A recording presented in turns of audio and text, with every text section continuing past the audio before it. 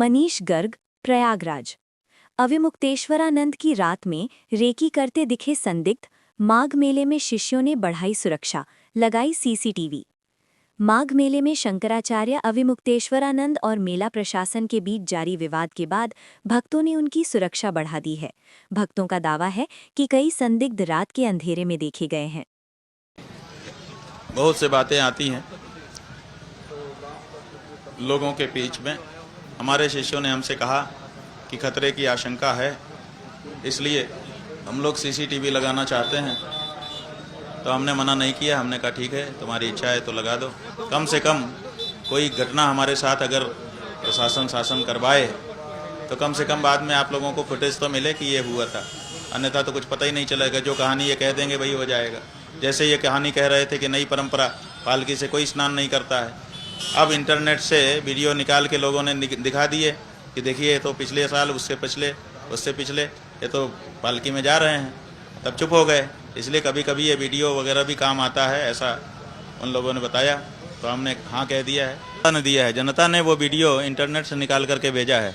कोई रहा होगा जिसने वो वीडियो बनाया होगा, उसने अपलोड किया रहा होगा। जब अभी उसने सुना कि ऐसा प्रशासन कह रहा है तो उसने वो वीडियो सार्वजनिक किया और तब वहाँ से हम लोगों को भी मिल गया। और लेकिन अभी तक कार्रवाई के नाम पर से होता है कि आपकी भी टेक है कि कार्रवाई हो, प्रशासन आए। क्या लगता है कहाँ पर गड़बड़ी हो पा रही है कि ये आपको अपनी जिद पर भी कोई आ भी नहीं रहा है और उप मुख्यमंत्री कह रहे हैं, आपको शंकराचार्य कह के भी संबोधित कर रहे हैं? ऐसा है कि मुख्यमंत्री जिद पर है, उनकी जिद के कारण कुछ नहीं हो पा रहा है। वो जैसा निर्देश देंगे प्रशासन वैसा ही तो करेगा। आप लोग मानो, हमने पहले भी बता दिया है, अभी भी बता रहे हैं कि जो व्यक्ति महंत की गद्दी पर बैठता है वो धर्म की शपथ लेकर के तब बैठता है कि मैं धर्म के लिए कोई समझौता नहीं करूंगा, धर्म का पालन करूंगा दृढ़ता से। और जो मुख्यमंत्री की कुर्सी पर बैठता है वो धर्मनिरपेक्षता की शपथ ले लेता है। तो धर्मनिरपेक्षता की शपथ और धर्म की शपथ दोनों एक साथ निभाई जा सकती है? ये कैसे निभा रहे हैं? ये तो एक सीट के साथ अन्याय कर रहे हैं। या तो मुख्यमंत्री वाली सीट के साथ अन्याय कर रहे हैं या तो अपने महंत वाली सीट के साथ अन्याय कर रहे हैं। कि दोनों दो प्रकृति की सीटें हैं। एक प्रकृति की सीट नहीं है, वो राजनीतिक पॉलिटिकल सीट है।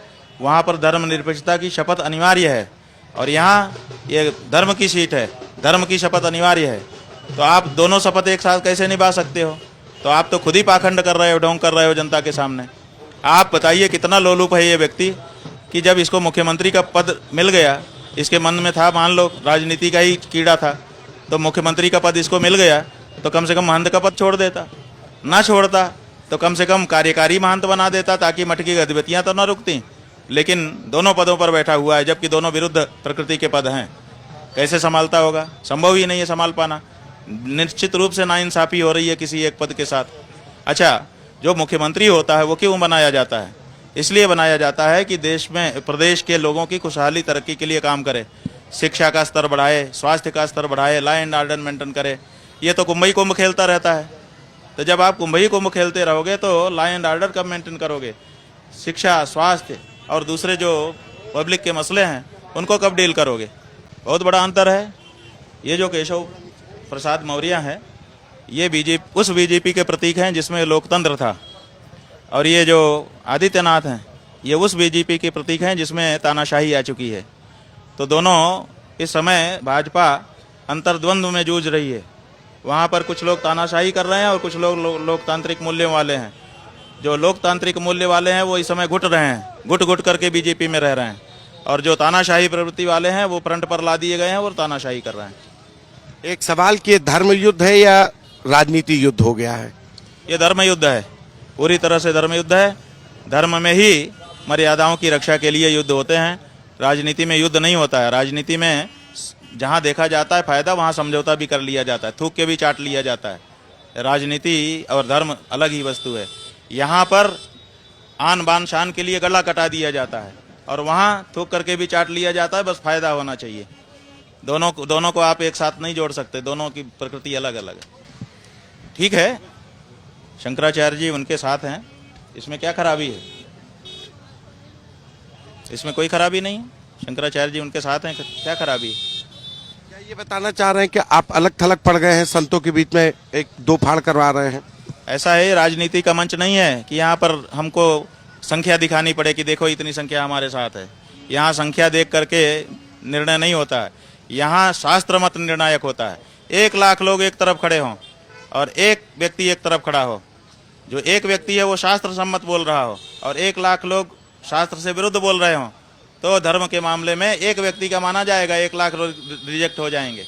इसलिए यहाँ संख्या बल नहीं दिखाया जाता है। यहाँ तो बात की बात है, हमारी बात में जो दम होगा उसी के अनुसार चलेगा। इसलिए संख्या बल दिखाने का कोई सवाल ही नहीं है। ये राजनीतिक पैंतरे हैं संख्या बल दिखाना।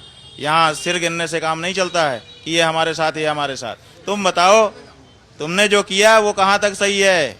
न्याय की तराजू पर तौला जाएगा। इनका आयोग है, अच्छी बात है। उसमें पिटीशन एक गजेंद्र यादव जी हैं, उन्होंने डाली थी। कल वो हमारे पास आए थे, उन्होंने बताया कि उन्होंने नोटिस इशू कर दिया है। लेकिन मानवाधिकार आयोग प्रायः दिखावटी दांत ही सिद्ध होता है कि हम हैं, लेकिन ठीक से जांच कहाँ होती है। पहले भी हमारे ऊपर 2015 में वाराणसी में पुलिस ने लाठीचार्ज किया था, भटकों को मारा था। हम लोगों ने मानवाधिकार आयोग में अर्जी डाली थी, उन्होंने जांच के लिए पत्र भी लिखा था, बाद में कुछ नहीं हुआ।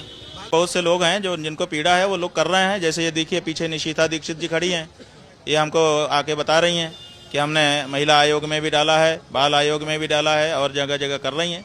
तो जिसके मन में है वो कर रहा है, हमने किसी को काम पे नहीं लगाया है। अभी तक हम अकेले ही हैं, हमने किसी को भी अभी तक कोई निर्देश नहीं दिया है कि आप ये करो। बहुत से लोग हमसे पूछ रहे हैं कि हम क्या करें। हम कह रहे हैं कि तुम भेड़ बकरी नहीं हो कि हम हाँक दें। तुम्हारा विवेक है, तुम अपने विवेक से निर्णय लो कि तुम्हें क्या करना चाहिए ऐसे समय पर। हम प्रशासन शासन चाहेगा, चलता रहेगा। ये आदित्यनाथ के ऊपर निर्भर करता है, ये नरेंद्र मोदी और अमित शाह के ऊपर निर्भर करता है, और ये वो जो नए अध्यक्ष भाजपा के बने हैं उनके ऊपर निर्भर करता है कि वो क्या निर्णय लेते हैं। शंकराचार्य का अपमान करने के बाद वो जब तक चाहें इस अपमान को लंबा करना चाहें करें, खामियाजा तो उनको भोगना पड़ेगा। हम लोग बड़ी शांति के साथ, शालीनता के साथ बैठे हैं, तो बहाना तो मिल नहीं रहा। तो उन्होंने प्लांट किया है कुछ लोगों को कि जा करके वहाँ ऐसे नारेबाजी करो जिससे वहाँ उपस्थित जनता में से कोई आवेश में आए, आक्रोश में आए, और फिर अगर वो हाथ उठा दे तो उसी को आधार बना करके लोगों की गिरफ्तारियां करें और पुलिसिया कार्रवाई करके डंडा मार के सबको भगाएं, हमको भी यहाँ से उठाएं। ये उनकी चाल है और इसकी सूचना पहले से ही हम लोगों को मिल चुकी थी, क्योंकि प्रशासन में जो मीटिंग्स होती हैं वहाँ कुछ सच्चे हृदय के अधिकारी भी रहते हैं, तो वो लोग थोड़ी थोड़ी बात जितनी संभव है बताते रहते हैं। तो पहले से आप देखिए, कल ही हम लोगों को पता चल गया था कि कुछ गड़बड़ करने की योजना है, इसीलिए सीसीटीवी कल लगा दिया गया था। तो सीसीटीवी था, इसीलिए जो लोग आए थे वो ज़्यादा कुछ नहीं कर सके, क्योंकि आते ही खड़े होकर उन्होंने ऐसे ऐसे देखा, सब सीसीटीवी में कवर हो रहे थे, तो फिर उन्होंने ये नहीं किया। जो लोग देखने वाले थे उन्होंने बताया कि इनके पास धारदार हथियार भी थे, डंडा भी था झंडे में लिखा हुआ, और साथ ही साथ पिस्टल भी थी। तो ये सब लेकर के वो लोग आए थे, कुछ भी कर सकते थे। ये सब चल रहा है। ये कौन लोग थे हमारे, कुछ पता चल पाया है? अब कौन लोग थे ये तो हम लोगों ने देखा नहीं। हमारे लोग चाहते तो उस समय बहुत सारी संख्या थी यहाँ पर, वो लोग 4 ही लोग थे संभवतः, तो अगर वो उनको पकड़ लेते तो सब पता चलता। नारेबाजी भी कर रहे थे कुछ। लेकिन पकड़ लेंगे तो उसके बाद कहीं बात बढ़ ना जाए, हम लोगों ने सोचा कि शांति से ही काम लेना चाहिए, तो उनको बिना हाथ उठाए धीरे धीरे छाती से धक्का मारते मारते दूर कर दिया। फिर वो लोग दूर खड़े रहे और उसके बाद फिर कुछ देर के बाद चले। नमस्कार दोस्तों, अगर आप रोज की ताज़ा और सच्ची खबरें सबसे पहले देखना चाहते हैं तो हमारे चैनल को अभी सब्सक्राइब कर लीजिए।